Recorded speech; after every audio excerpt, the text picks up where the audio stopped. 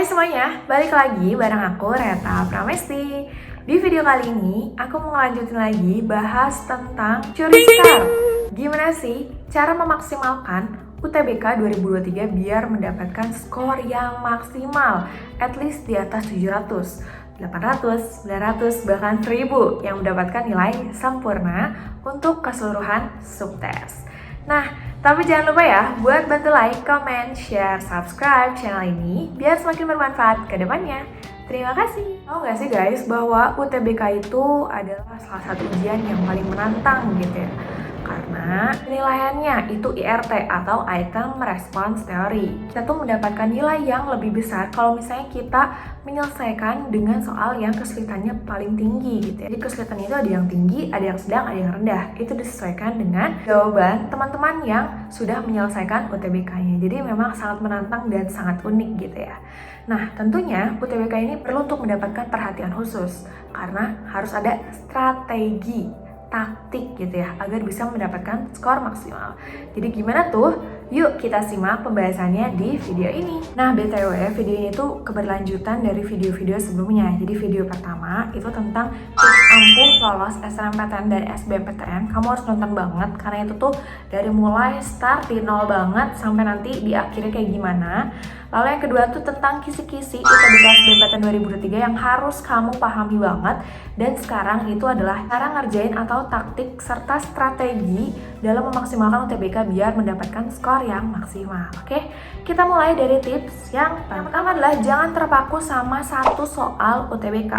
Jadi soal UTBK itu dikategorikan sebagai soal HOTS, Higher Order Thinking Skill, atau ya ibaratnya soal-soal sedang sulit yang memang sudah dikategorikan dan sudah difilterisasi gitu ya untuk bisa dikerjakan oleh calon peserta UTBK gitu. Kalau misalnya kita stuck di satu soal, ketika di hari H itu akan berakibat sangat fatal karena manajemen waktu itu merupakan suatu kunci yang sangat penting. Kan UTBK tuh terbatas oleh waktu banget ya. Waktunya bisa kamu cek di sini. Nah, jadi ya setidaknya satu soal UTBK tuh harus dikerjakan ya paling lama banget tuh 1,5 menit. Kalau misalnya nggak bisa gimana? Kalau nggak bisa ya udah skip dulu aja karena kan nanti bisa untuk dicek lagi di akhir udah dikerjain atau belum dan bisa dicoba lagi. Kali aja ada pencerahan gitu ya. Tapi kalau misalnya nggak bisa, silakan kamu bisa untuk tetap isi dengan cara melihat gitu ya kesesuaian jawaban yang kira-kira mendekati yang benar, atau ada juga cara nembak. Kamu bisa cek videonya di sini ya, strategi nembak. Nah, jadi kalau misalnya udah stuck di satu soal, lebih baik sih ke soal lain dulu ya intinya. Kalau misalnya masih ada waktu di akhir, silakan untuk kembali lagi ke soal yang memang belum dikerjakan. Pokoknya maksimalin keseluruhan soal untuk dijawab karena penilaiannya tadi IRT ya, gak ada benar salah. Yang kedua, jangan terpaku pada satu kelompok soal UTBK. Misalnya kamu tuh membedakan antara ini loh mata pelajaran yang aku suka banget, ini yang gak aku suka banget. Nah, yang kamu suka banget tuh kamu pelajari secara rutin, secara maksimal, tapi yang gak kamu suka banget tuh kamu hindari dan bener-bener gak dipersiapkan dengan matangnya. Tuh jangan kayak gitu ya. Ya setidaknya kita usaha dan pelajari dulu gitu biar skor di UTBK rata-ratanya itu gak jomplang. Misalnya ada nih satu yang 1000, satu yang 800, yang lainnya itu 300-400. Nah itu nanti kalau dirata-ratakan juga jomplang kan. Walaupun ada nilai subtes yang harus menonjol, tapi kita usahain maksimal di semuanya. Caranya gimana? Dengan mengusahakannya lewat latihan soal di tahun sebelumnya. Biasanya tipe-tipe soalnya ya hampir mirip walaupun memang tidak persis ya.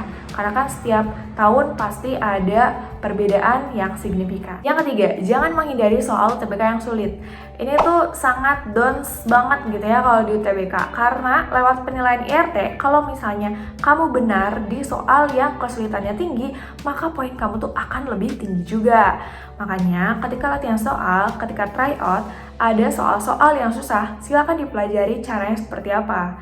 Jadi ketika ada soal tersebut di UTBK, kamu tuh tidak linglung gitu ya dalam mengerjakannya kayak aduh gimana nih caranya. Tapi kamu tuh setidaknya udah tahu gambaran cara pengerjaannya, lalu langkah-langkahnya seperti apa dan logika cara berpikirnya. Nah, untuk soal mudah dan sedang jangan disepelekan ya. biasanya soal-soal yang mudah itu tuh ada trikinya. Jadi perlu lebih hati-hati juga.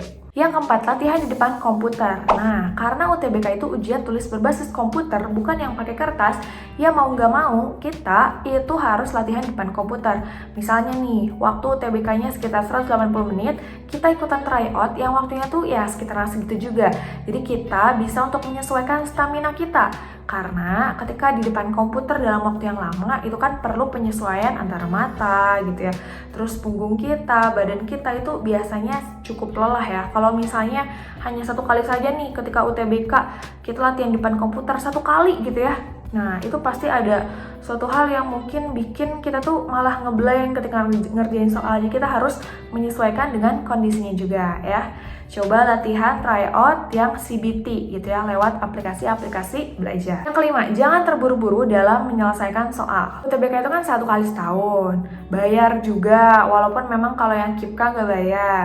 Ya, usahakan jangan terlalu pede dan jangan terlalu pesimis ya, jadi sedang-sedang saja gitu. Jadi ketika ngerjain soal juga kita benar-benar hati-hati dan benar-benar memikirkan gitu ya, apa yang kita isi itu adalah yang terbaik menurut jawaban kita. Jangan lupa juga teliti semua soal yang udah kamu kerjain. Usahain sih jangan ada yang terlewat gitu ya, satu soal pun, karena itu benar-benar berharga buat nilai kamu. Selama masih ada waktu, maksimalkan kerjakan semua. Ingat, UTBK tuh bukan cepet-cepetan ngerjain soal, tapi mengandalkan besar skor atau nilai yang bisa kamu dapat. Dan yang terakhir adalah ikut bimbel yang menurut kamu tuh worth it. Nah, kalau menurut aku ada nih satu aplikasi belajar namanya Ruang Guru. Kamu pastinya udah familiar banget kan sama Ruang Guru. Nah, di Ruang Guru itu ada fitur yang bagus banget ya.